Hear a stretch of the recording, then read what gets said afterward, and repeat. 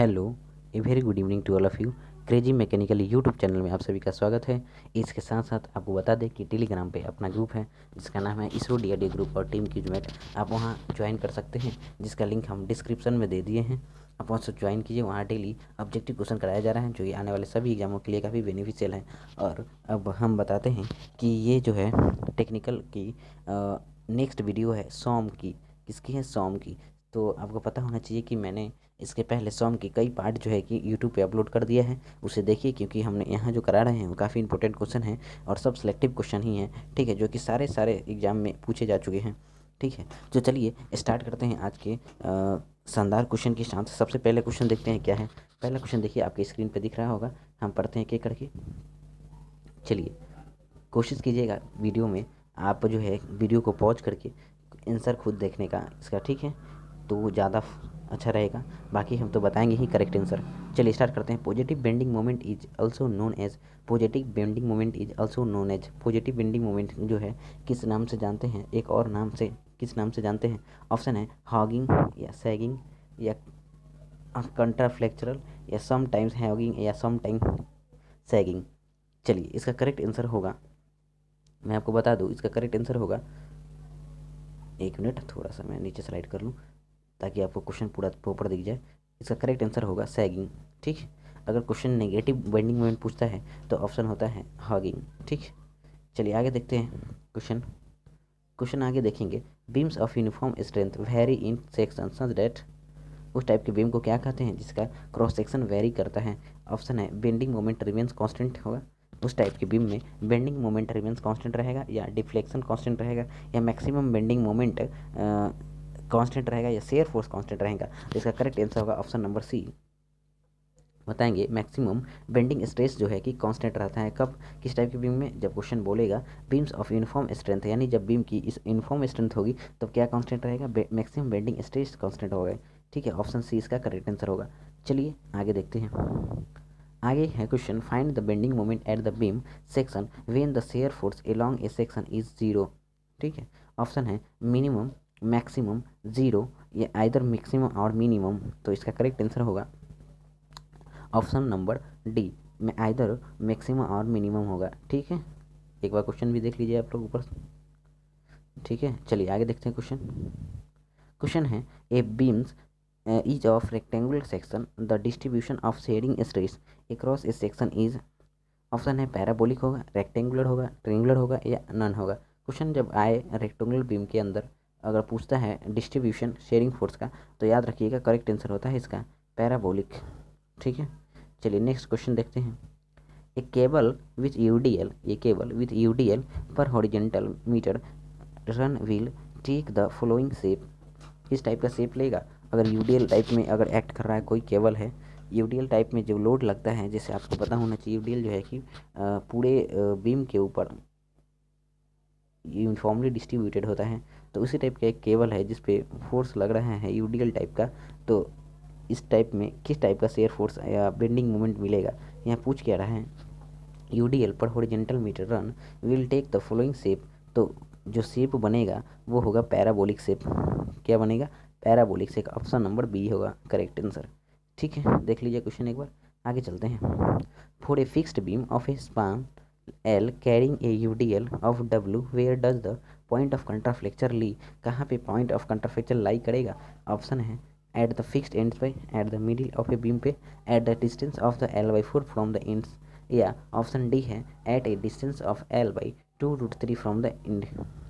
तो इसका correct answer जो होता है, याद रखिएगा बहुत इंपॉर्टेंट क्वेश्चन है, इसका करेक्ट आंसर होगा, थोड़ा मैं ऊपर स्लाइड कर दूँ, ऑप्शन नंबर डी इसका करेक्ट आंसर होगा, यानी कि at a distance of L/2√3 from the centre of span, ठीक है। चलिए क्वेश्चन क्या था, क्वेश्चन देख लीजिए एक बार आप, ठीक है। क्वेश्चन एक बार सही से आप देख लीजिए, आपको देखना जरूरी है क्योंकि आप देखेंगे तभी जाके सही करेक्ट आंसर कर पाएंगे, ठीक है। रीड कीजिए अच्छे से क्वेश्चन, फिर आगे बढ़ते हैं। क्वेश्चन अगला देखते हैं। Next question. क्वेश्चन देखिए, सारे क्वेश्चन एग्जाम में पूछे जा चुके हैं, प्रीवियस ईयर एग्जाम में सारे एग्जाम जो है कि क्वेश्चन आ चुके हैं, इसलिए इसे नोट भी करते रहिए, इंपॉर्टेंट क्वेश्चन है। चलिए देखते हैं। The most economical section of a beam to bear maximum bending moment is या क्वेश्चन दूसरे तरीके से पूछ सकता है, which cross section of a cantilever beam which is loaded with UDL can give economical design. ठीक है, तो आप बताइए इकोनॉमिकल डिजाइन के लिए ऐसा कौन सा सेक्शन का यूज करते हैं। तो ऑप्शन है स्क्वायर सेक्शन का, सर्कुलर सेक्शन का, रेक्टेंगुलर या आई सेक्शन का।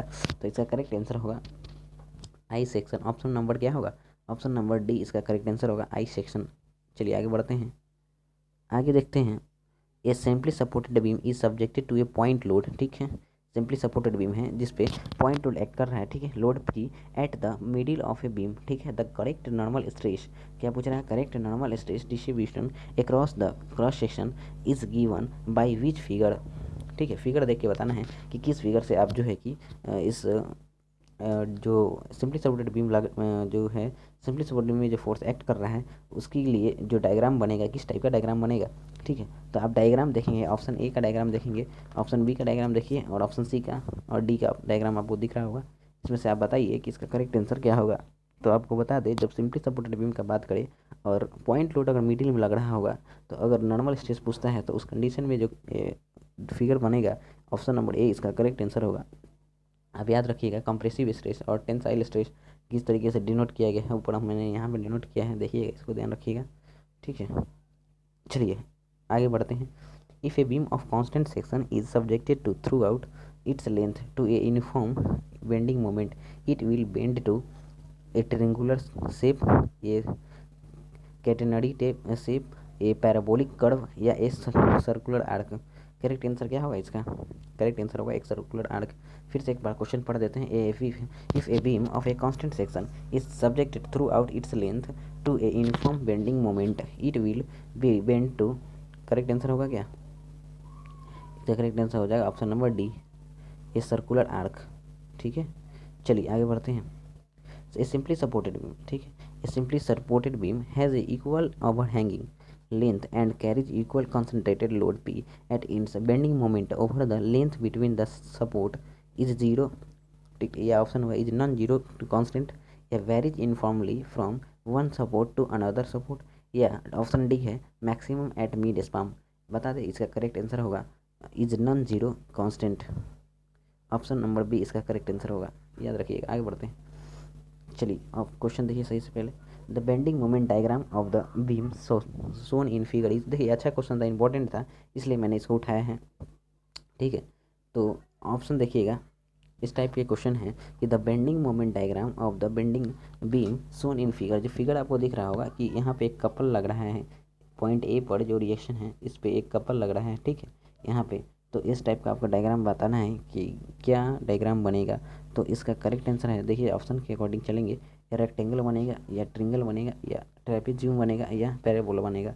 करेक्ट आंसर होता है ट्रिंगल, जब बेंडिंग मोमेंट पूछता है तो ट्रिंगल बनेगा। ठीक है, क्लियर है। चलिए आगे बात करते हैं। नेक्स्ट क्वेश्चन देखिएगा, प्रॉपर दिख रहा होगा आपको। The maximum bending stress in A curved beam symmetrical section always occurs at the maximum bending stress in curved beam symmetrical section. ठीक है, ऑलवेज अकर एट द, कहाँ अकर करेगा, न्यूट्रल एक्सिस पे या सेंट्रोइडल एक्सिस पे या इनसाइड फाइबर या outside fibre. तो करेक्ट आंसर होता है इसका इनसाइड फाइबर। कई बार क्वेश्चन पूछा जा चुका है एग्जाम में, सारे पूछे ही हुए क्वेश्चन है, सब प्रीवियस क्वेश्चन है। ठीक है, नोट करते रहिएगा। When a beam is subjected to a bending moment, when a beam is subjected to a bending moment, the strain in a layer is dash the distance from the neutral axis। Option है equal to या inversely proportional to या directly proportional to या independent of. Correct answer होगा directly proportional होता है। ठीक, चलिए आगे बढ़ते हैं। Strength of a beam is proportional to the square of its, strength of a beam is proportional to square of its, length के स्क्वायर होता है या डेप्थ का होता है। ऑप्शन देखिए नीचे है, लेंथ का स्क्वायर या डेप्थ का या वेथ का या मोमेंट ऑफ इनर्शिया का। तो आप देख सकते हैं हमने नोट डाल के लिखा है कि जो सेक्शन मॉडुलस होता है वो क्या होता है, moment of inertia by neutral axis से जो डिस्टेंस होता है वाई। ठीक है, और जब हम इसको डेप्थ आपको पता होना चाहिए कि जब आप मोमेंट ऑफ इनर्शिया निकालोगे, moment of inertia value put करिएगा तो moment of inertia circular section के लिए रखे तो π/64 इंटू डी स्क्वायर होता है। π/64 इंटू क्या होता है, डी स्क्वायर। ठीक है, यहाँ देखिएगा मोमेंट ऑफ इनर्शिया है ना, एक मिनट। ठीक है, तो ये जो है डायरेक्टली प्रोपोर्शनल किसके होगा, तो यहाँ से आप देख सकते हैं कि जेड जो है कि डायरेक्टली प्रोपोर्शनल हो रहा है किसके, डी स्क्वायर के। तो इसलिए हम बोल सकते हैं क्या, बोल सकते हैं कि ये डेप्थ का स्क्वायर होगा। वही क्वेश्चन पूछ रहा था कि जब आप जो है स्ट्रेंथ ऑफ द बीम, यानी स्ट्रेंथ क्या होता है, सेक्शन मॉडुलस को ही बोलेंगे। Strength of a beam is proportional to the square of its, strength of beam क्या हो जाएगा, डी, यानी डेप्थ के स्क्वायर हो जाएगा। ठीक है, क्लियर है यहाँ तक। चलिए आगे बढ़ते हैं। आगे देखेंगे, if a moment of a beam is increase 3 times, ठीक है, मोमेंट ऑफ ए बीम को इंक्रीज कर दिया जाए 3 times, then to keep the stress in the beam same the section modulus should be, section modulus क्या हो जाएगा, तो लिखा हुआ है इंक्रीज 3 टाइम्स, इंक्रीज 1.5 टाइम्स, या डिक्रीज 3 टाइम्स, या इंक्रीज 6 टाइम्स। ऑप्शन देखेंगे, करेक्ट आंसर होगा इसका इंक्रीज 3 टाइम्स। कितने टाइम्स इंक्रीज करेगा, 3 टाइम्स इंक्रीज कर जाएगा। कैसे, देखिए नोट में हमने लिखा है बेंडिंग इक्वेशन, देखिएगा m/i सिग्मा बाई वाई और e/r, जब इसको कैलकुलेट करेंगे ना तो z इजकल टू फाइनली निकल के आया। तो मैंने फाइनली यहाँ पे सोल्यूशन लिखा है 3.3 इंटू जेड टाइम्स 1, यानी इसको देख लीजिएगा, जब आप इसको सोल्व करोगे ना तो यहाँ फाइनली आंसर ये निकल के आता है Z2 is equal to 3 into Z1। ठीक है, चलिए आगे बढ़ते हैं। आगे क्वेश्चन देखते हैं, if section modulus of a beam is increase the bending stress in the beam will B, if a section modulus of a beam is increased the bending stress in the beam will be no change, increase या decrease या beam become zero। Correct answer क्या होगा इसका, decrease हो जाएगी। Decrease क्यों होगी देखेंगे आगे कैसे डिक्रीज होती है, ऑप्शन होगा सी। चलिए देखते हैं क्यों डिक्रीज होगी। देखिए सेक्शन मॉडुलस हम बेंडिंग मोमेंट के अकॉर्डिंग चलेंगे, M by y sigma by y, M by I sigma by y, और ई इजकल टू आर, ये इजकल टू आर या ई बाई आर। देखिए जेड इजकल टू होता है आई बाई वाई, क्या होता है जेड आई बाई वाई होता है। तो जब आप सेक्शन मॉडुलस इंक्रीज करोगे तो ये जो है पोर्शन क्या होगा, डिक्रीज होगा। आपको पता है जब आप इसको इंक्रीज करेंगे तो ये डिक्रीज होगा। बस इसके अकॉर्डिंग हम बोल सकते हैं यहाँ पे क्या होगा, ये डिक्रीज करेगा। ठीक है ना, क्लियर है यहाँ तक, कोई इशू नहीं है होना चाहिए। ठीक है, चलिए आगे बढ़ते हैं, देखते हैं आगे क्वेश्चन। क्वेश्चन देखिएगा, देखिए थोड़ा सोल्यूशन नीचे छूट गया था, मैं एक बार और दिखा देता हूँ आपको। देखिए बेंडिंग मोमेंट नहीं चल कैसे मतलब इसको आगे कैसे ड्राइव किया गया है, सिग्मा वाई सिग्मा इंटू आई वाई वाई, और उसके बाद जब आप आगे बढ़ोगे तो मोमेंट इजकल टू हो जाता है सिग्मा इंटू जेड, और सिग्मा इज डायरेक्टली प्रोपोर्शनल होगा एम बाई जेड। और इसी को हम लोग लिख सकते हैं क्या, सिग्मा इजकल टू 1 अपन, देखिए इसको पूरा क्लियर कर दो, सिग्मा इजकल टू क्या हो जाए 1/z। जब आप जेड क्या कर रहे हैं, इंक्रीज कर रहे हो, तो क्या हो रहा है, स्ट्रेस जो है बेंडिंग स्ट्रेस क्या हो रहा है, डिक्रीज हो रहा है ना। तो ऐसे नहीं कि डायरेक्टली आंसर मार देंगे डिक्रीज। ठीक है, आपको डिटेल भी बता रहे हैं कि किस तरीके से जो है डिक्रीज होता है। जब आप बेंडिंग स्ट्रेस डिक्रीज करोगे तो सेक्शन मॉडुलस इंक्रीज होगा। क्लियर हो गया होगा कहाँ से आया है ये फॉर्मूला और क्यों डिक्रीज हो रहा है, ये भी देख लिया आपने। चलिए आगे बात करते हैं। आगे आप क्वेश्चन देखिएगा, the following columns have same material hinged material height and weight which column can support maximum weight. ठीक है, तो बताना है कि ऐसा कौन सा सेक्शन होगा जो मैक्सिमम वेट जो है बियर कर सकेगा। तो ऑप्शन ए है आई सेक्शन, या सॉलिड सर्कुलर सेक्शन, या सॉलिड स्क्वायर सेक्शन, या थिन हॉलो सर्कुलर सेक्शन। तो आपको पता होना चाहिए कि ऐसा सेक्शन जो है कौन हो सकता है, आई सेक्शन ही हो सकता है जो कि मैक्सिमम वेट वियर कर सकेगा। ठीक है, क्लियर है, आगे बढ़ते हैं। देखिए ये भी मैंने एक सीरीज़ बनाया है यहाँ पे, ऑर्डर जो है सेक्शन मॉडुलस के according I y y, I section सबसे ज़्यादा जो है कि वियर कर सकता है, फिर रेक्टेंगुलर सेक्शन, फिर स्क्वायर सेक्शन, और फिर जो है सर्कुलर सेक्शन। क्लियर हो गया होगा सारी चीज़ें, आगे बढ़ते हैं। The variation of stress in the simple bending of a beam is, the variation of stress in the simple bending of a beam parabolic होता है, एलिप्टिकल होगा, हाइपरबोलिक होगा, या लीनियर होगा। तो वेरिएशन जो होता है स्ट्रेस का सिंपल बेंडिंग के केस में हमेशा लीनियर होगा, पैराबोलिक नहीं लगाएंगे, कभी भी ध्यान रखेंगे गलत ना कर दें। यहाँ डायग्राम के अनुसार के माध्यम से हमने समझाया है, देखिएगा। ठीक है, चलिए आगे बढ़ते हैं। आगे क्वेश्चन है, what is the shape of stress distribution across rectangular cross section beam. Rectangular cross section beam में जो है कि फिर से पूछा जा रहा है शेप क्या होगा, आपको ऊपर ही बताया था क्वेश्चन। तो यह आंसर होगा पैराबोलिक, रेक्टेंगुलर, या ट्रिंगुलर होगा, या रेक्टेंगल और पैराबोलिक। करेक्ट आंसर क्या होगा इसका, करेक्ट आंसर होगा पैराबोलिक। चलिए आगे बढ़ते हैं। यहाँ पे हमने कुछ डायग्राम बना रखा है, जैसे जब बीम की बात करता है तो उसमें जो सेक्शन मिलता है हमें क्यूबिक पैराबोलिक मिलता है। ये देख लीजिएगा, पैराबोलिक जो है कि डायग्राम बनता है। और जब वही शाफ्ट के अंदर बात किया जाएगा तो जो स्ट्रेस डिस्ट्रीब्यूशन होता है, जब स्ट्रेस पूछे शेयर स्ट्रेस, तो आप देख लेना इस तरीके फिगर बनता है कुछ करके। फिगर हालांकि करेक्ट नहीं बन पाया है, बस आप समझ लीजिए। यहाँ जो है मिनिमम जो है सेंटर में होगा और मैक्सिमम आउटर सरफेस पे हो जाता है इसका। और वेलोसिटी पूछता है, जब इसमें स्ट्रेस पूछता है तो आप इस फिगर को याद रखोगे, आराम से बना सकते हैं। चलिए आगे बढ़ते हैं। आगे क्वेश्चन देखिए, the property of a material which the property of a material which enables it to withstand bending without fracture is known as. तो आपको पता होना चाहिए कि इस टाइप के मटेरियल को क्या बोलेंगे, मैकेनिकल स्ट्रेंथ या स्टीफनेस बोलेंगे, या डक्टिलिटी या flexural rigidity. The property of a material which enable it to withstand bending without fracture. तो जब भी क्वेश्चन बेंडिंग की बात करेगा तो हम आंसर देंगे इसका फ्लेक्सुरल रिजिडिटी। ठीक है, स्टीफनेस से अंतर कन्फ्यूज नहीं हो जाइए क्योंकि वो होता है इंटरनल डिफॉर्मेशन को रजिस्ट करता है, वो होता है आपका स्टीफनेस या रिजिडिटी। फ्लेक्सुरल रिजिडिटी हालांकि लगभग सेम ही है, लगभग डिफरेंस है, लेकिन जो फ्लेक्सुरल रिजिडिटी हो, मैं आपको बता दूं, ये जो फ्लेक्सुरल रिजिडिटी हो जाता है ये होता है टी अपन, देखिए ये पर यूनिट लेंथ होता है, थोड़ा सा डिफरेंस होता है उसका, थीटा बाई एल, ये याद रखें। ये पर यूनिट इक्वल टू होता है जी जे। ठीक, ये जी जे इक्वल, ये हमें पता है ना कि जी जे इक्वल क्या होता है, टॉर्जनल मैक या फ्लेक्सुरल रिजिडिटी होता है। तो याद रखिएगा जो रिजिडिटी होगा वो क्या होगा, T by theta by L हो जाता है, पर यूनिट लेंथ होता है, थोड़ा सा डिफरेंस होता है स्टीफनेस और इसके में। ठीक है, क्लियर हो गया होगा आपको, और ये करेक्ट आंसर होगा सी इसका। ठीक है, चलिए आगे बढ़ते हैं। एरिक्सन्स टेस्ट इज कंसर्नेड विथ, देखिए अच्छा क्वेश्चन था, हालांकि क्वेश्चन पूछा हुआ है किसी एग्जाम में, हार्डनेस डिटर्मिनेशन या बेंडिंग टेस्ट या कपिंग टेस्ट के लिए यूज करते हैं या इम्पैक्ट टेस्ट के लिए। एरिक्सन टेस्ट का यूज जो है कपिंग के लिए करते हैं हम, ऑप्शन नंबर सी इसका करेक्ट आंसर होगा, कपिंग टेस्ट। क्या, कपिंग टेस्ट, एरिक्सन टेस्ट कहाँ करते हैं यूज, कपिंग टेस्ट के लिए। चलिए आगे बढ़ते हैं question. If y is the span, if L is the span of a light suspension bridge whose each cable carries total weight W and the central dip is y, the horizontal pull at each support is। ठीक है, क्या answer होगा इसका, option देखिए, WL/4y, WL/8y, WL/2y या WL/y। इसका अच्छा question था इसलिए मैंने डायरेक्टली उठाया है, लेकिन इसको विदाउट सॉल्व किए तो नहीं मिलेगा, आपको सॉल्व करना पड़ेगा। इसका करेक्ट आंसर होता है, मैं बता देता हूँ, WL/8y होता है इसका करेक्ट आंसर। ठीक है, WL/8y याद रखिएगा, क्वेश्चन भी देख लीजिए। चलिए आगे बढ़ते हैं। क्वेश्चन है, leaf spring are subjected to tensile stress, bending stress, shear stress, compressive stress. Correct answer होगा इसका बेंडिंग स्ट्रेस।